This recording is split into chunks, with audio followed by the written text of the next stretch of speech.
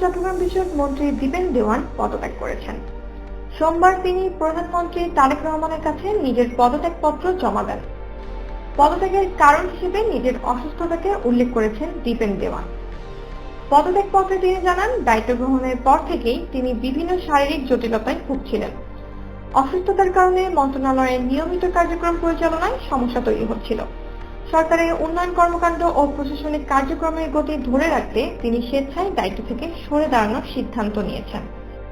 63 বছর বয়সী দীপেন দেওয়ান ত্রয়োদশ জাতীয় সংসদ নির্বাচনে পার্বত্য জেলার রাঙ্গামাটি থেকে বিএনপির প্রার্থী হিসেবে নির্বাচিত হন। এবারের নির্বাচনে নির্বাচিত সংসদ সদস্যদের মধ্যে সর্বাধিক ভোটের ব্যবধানে জয়ী হন তিনি। প্রথমবার সংসদ সদস্য নির্বাচিত হয়ে পূর্ণমন্ত্রী হিসেবে মন্ত্রিসভায় জায়গা পান দীপেন দেওয়ান। দায়িত্ব নেন পার্বত্য চট্টগ্রাম বিষয়ক মন্ত্রণালয়ে।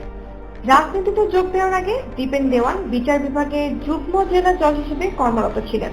2005 সালে চাকরি ছেড়ে বিএনপিতে যোগ দেন তিনি। পরে 2010 সালে রাঙ্গামাটি জেলা বিএনপির সভাপতি নির্বাচিত হন। 2016 সাল থেকে কেন্দ্রীয় বিএনপির ধর্ম বিষয়ক সহ সম্পাদকের দায়িত্ব পালন করে আসছিলেন। উল্লেখ্য, দীপেন দেওয়ানের বাবা সুবিমল দেওয়ান প্রয়াত রাষ্ট্রপতি জিয়াউর রহমানের উপজাতি বিষয়ক উপদেষ্টা ছিলেন।